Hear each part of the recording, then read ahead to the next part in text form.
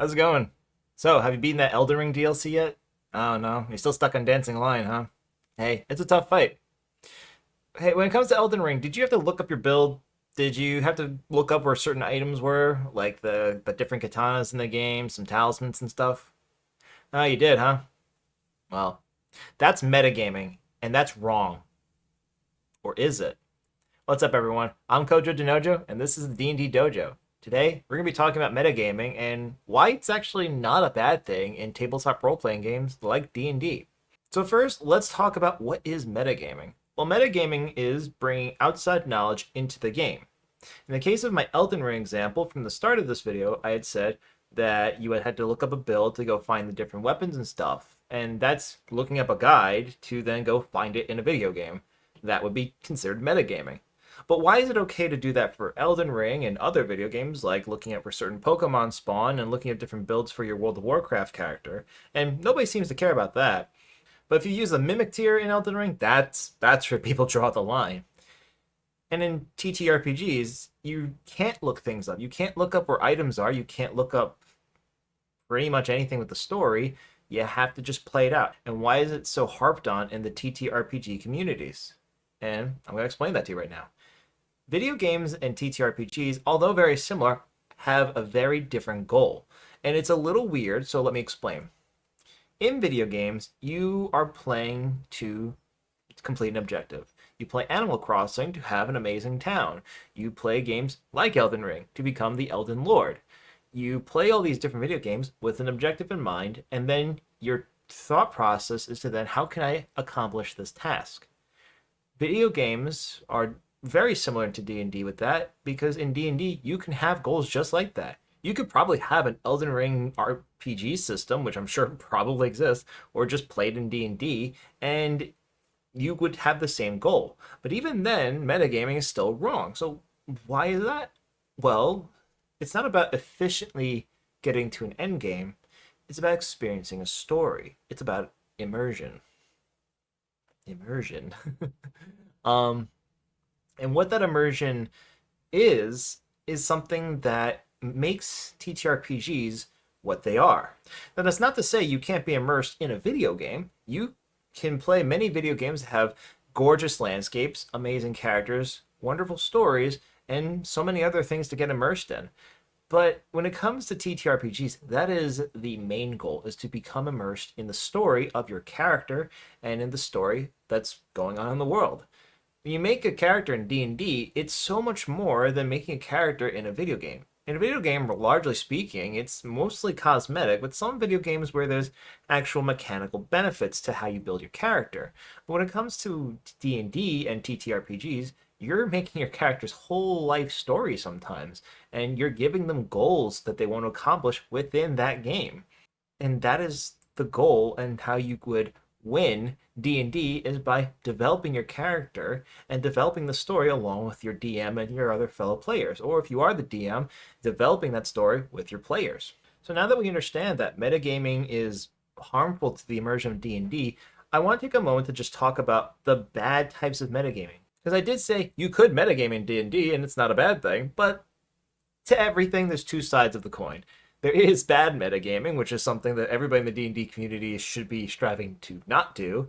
And there's good metagaming, which I think people overlook because they are worried that that's just all metagaming is bad.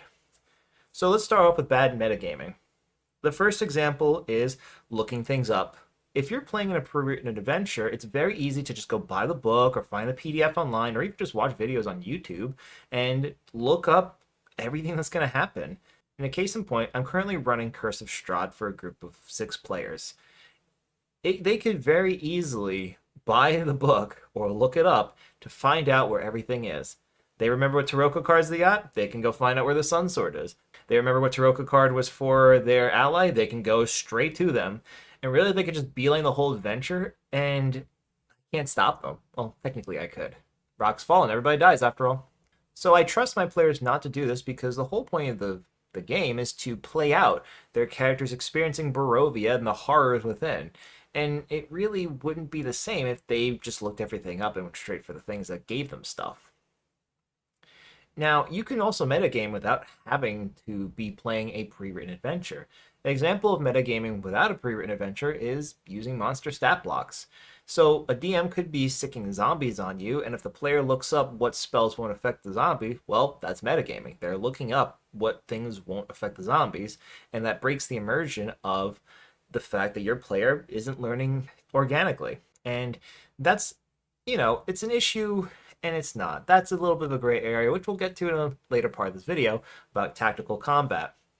But the idea is with your immersion into D&D, you have to do everything you can to not break the immersion. So think about what your character would do. Would it make sense for them to do certain things as opposed to not? Would it make sense for your character to suddenly want to go over into this part of the map where you don't know where anything is, but coincidentally, that's where there's a magic weapon that could just destroy the whole game? It has to make sense. You should be learning these things in the game and organically at the pace that the dungeon master and the rest of your group want to do this at. So always remember that if you are playing a game, you as a player owe it to your not only your dungeon master but the rest of the party to play it organically like the rest of them.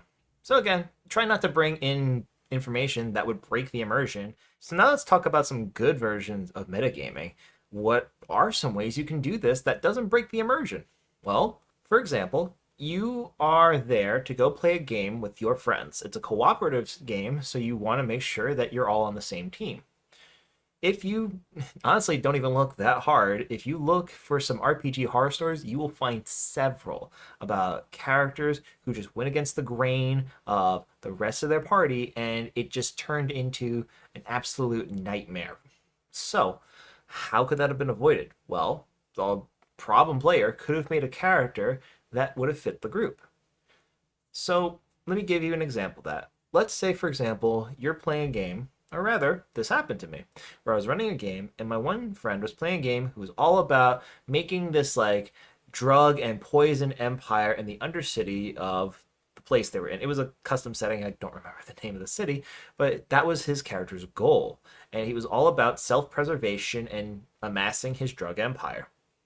When the time came for the final fight of that arc of the story, they went up to him and said, "Hey, we need to go take care of this." And he said, "Okay, you guys go take care of that. I'm going to go keep doing my thing."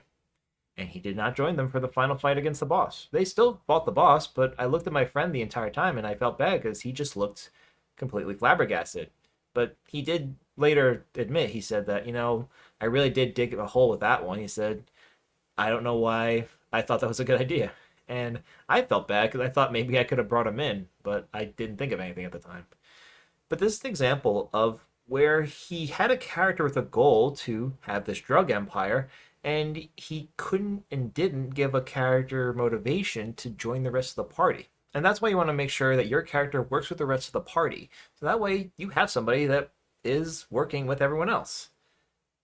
And another example of metagaming that's good, and this kind of goes in line with what my friend didn't do, was that you need to give your character something called a buy-in for the campaign. Now, we're not talking about microtransactions here. We're talking about the idea of your character having a reason to participate in the adventure. Because you have to remember that when you're playing a TTRPG, you're an adventurer, an investigator, or whatever else your characters are called. And there's merit to that. As an adventurer, you want to adventure. When you're an investigator, you want to investigate. So you have to give yourself and your character a reason to do these things. Let me give you another example of that, and that is in Call of Cthulhu. Me and my friends were playing the game Paper Chase. It comes in the starter box if you're interested. Not that they're sponsoring me, Chaosium, but it's not off the table. And in Paper Chase, there's a situation where you have to go to a graveyard in the middle of the night, and you have to basically interact with this crypt. I won't spoil too much, so in case anybody wants to play. I think across the table, we all had the same feeling of, if that were me, I would be nowhere near that graveyard, even in the daytime, if I knew somebody went missing in there. So you, as the player, have to give your investigators the motivation to want to be there. And that's up to you as the player to determine what that is. Again, the buy-in into the campaign is figuring out what is your motivation to be an adventurer, to be an investigator. The third thing, and this might be a little controversial, is looking up builds for your D&D character. Like I said at the very start of this video, looking at builds for an Elden Ring character You have to then go get the items in the game. But when it comes to D&D, you just have to make selections when you create the character and level up. And I personally think this is an example of good metagaming. And here's why I think that. When you make a D&D character and an investigator or any other TTRPG, maybe there's some out there that don't do this, but hear me out, for D&D, at least I know this. There's very few situations where you're allowed to make changes to your character. Once you pick a class feature, let's say you pick Pact of the Blade instead of Pact of the Tome as a warlock, you are stuck with Pact of the Blade for the rest of that character's life, as far as the rules as written go. Now, you might have a cool DM who will let you swap things out here and there, but as the rules are written, technically speaking, there's no way for you to change any of these things. So once you make a decision, you're committing to something for sometimes years. And that's why I think you should look up builds for your characters. You are an adventurer, you're an investigator, and you want to be the best that you can be. So why would you risk not doing and looking at what other people do? Even in our normal lives, very few of us figure things out on our own that haven't been already figured out by people years and years ago. And so that's why I say with D&D, it's perfectly fine to not bother researching things. If you want to build that Polearm Master Sentinel Fighter, go for it. If you want to go with that Magical Secrets Bard, absolutely. If you want to play an Assassin Rogue, anyway, but my point being is that looking up character builds, in my opinion, is not a bad version of metagame because you are making a competent character. It would be a little upsetting if you made a character mistake that you could never change, so I don't think it's a problem to look up builds. Of course, that's up to you though. Some people may have fun just making these character builds that are suboptimal. In the case of me right now, actually, I'm playing a half-orc cleric paladin, which if you know anything about the classes, which if you're here you probably do, you know one's based off of wisdom, one's based off charisma. Why am I doing this? The way that I'm leveling up this character is it's telling the story of his life. He started off as a cleric, and then as time went on, he found that he preferred the abilities and roles of a paladin. And so he became a paladin. This is just something I'm doing. You don't have to always do this. There's some situations where I would go, you know what? Yeah, I would like to be a pure paladin just because at least I can do X, Y, and Z. You know, it kind of sucked when we all hit level 4 and I couldn't pick a feat. And I was like, this doesn't feel good. This does not feel good, friends. And the actual final thing is I'm going to give you one that's a little bit of a gray area, and I'll be honest, I don't even know what the right answer is for this one. Maybe you can tell me what you would do in the comments below. Tactical combat. Now in D&D, unlike a game like, let's say, Fire Emblem, which is all about tactics, you only control one character in D&D. So you have to make decisions with the other players and hope that they go with the plan. And how do you do that? Well, you could just roleplay it. You can say in character, to each other player to position themselves into a way that is safe and beneficial for everybody, or as many people as possible. But I also don't really see a huge problem with people at a game saying, well, if I put my character here and this person puts their character over there, then we have this setup going. And I could see a benefit for that too. And some people may disagree with me on that. But it depends on what your group does with their tactical combats. I think the important thing to remember is what is immersive for your character. I think you can have out-of-character conversations about tactics, but then remind your fellow party members saying, listen, that's a cool plan, but my character wouldn't do that for XYZ reason. We had a situation actually with one of my games probably about a year ago or so, where there was a rogue and a bard. And on the bard's turn, he was basically done, but he had extra movement. So the rogue said, hey, buddy, why don't you just stand right over there? And the bard just went over there. And at the time, I wish I said this, but I wish I said to the bard, well, bard, why is your character going over there? Does he want to go there? Because you're standing right next to the monster, and you're more of a caster build. I wish I had said that, but I let it rock at the time. And so that's where I think tactical combat could be bad, because now people are doing things against what their character would do.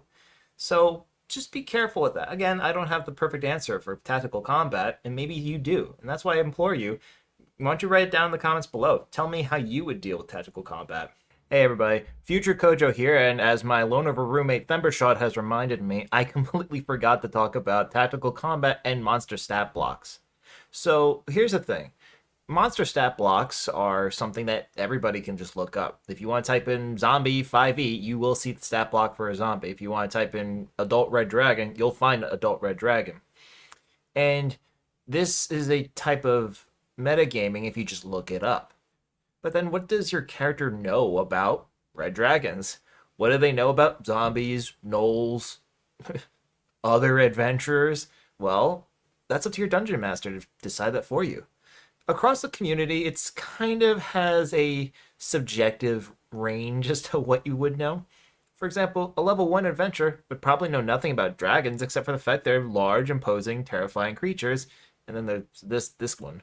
But they would probably know a lot about goblins because goblins typically terrorize just simple villages where you don't need to be an adventurer to know what to look out for when it comes to goblins, although being one definitely helps in dealing with them. And this is really something you really can't learn over time because it's so, again, like I've been saying with this in my last video, subjective.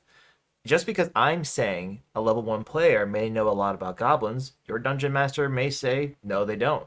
This might be a setting where even goblins are rare creatures to come across. So I'm going to teach you right now how to metagame in a good way to learn a lot about your monsters you're dealing with. Simply ask the question, hey DM, what does my character know about the monster we're fighting? By asking the DM, what does your character know about the monster, it allows a few things. Number one, your dungeon master will probably just give you some information that is inherently known throughout the world. It's always better to do this too because you never just want to assume that the world works the way you think it does when your DM may have a little bit of tweaks here and there. And this also gives you the opportunity to potentially do a skill check to learn more things about it. Something I do with my players is that I always have a general information that they'll know about almost everything when it comes to not even just monsters, but just the world that they're playing in. But then I'll always allow them to, or most of the time, allow them to roll to see if they can learn a little bit of extra things. So if I was having a dragon encounter, I would say inherently, or just through being adventurous, you know that red dragons can breathe fire. But I may not immediately tell them something like, well, you know they're immune to fire damage. I might make them roll an arcana check because they're considered magical creatures, or whatever the case may be, I make them roll, and then they can learn, you know they breathe fire, and that does mean that they are immune to fire damage. Or I may give them even more hints depending how well they roll, or if they ask different questions like, well, what are some things that can hurt a dragon better than other things? And that's when you can make them roll for that. And they'll find out that red dragons and most dragons are actually pretty squishy. It's a little pathetic. Yeah, you're squishy. Anyway. Well, we're pretty much done with the video on metagaming. I hope you learned a great deal, and I hope you really feel like it's okay to metagame the right way. Remember, it's not just metagaming across the board's okay, but it's also not across the board a bad thing either. Check out what I said in this video.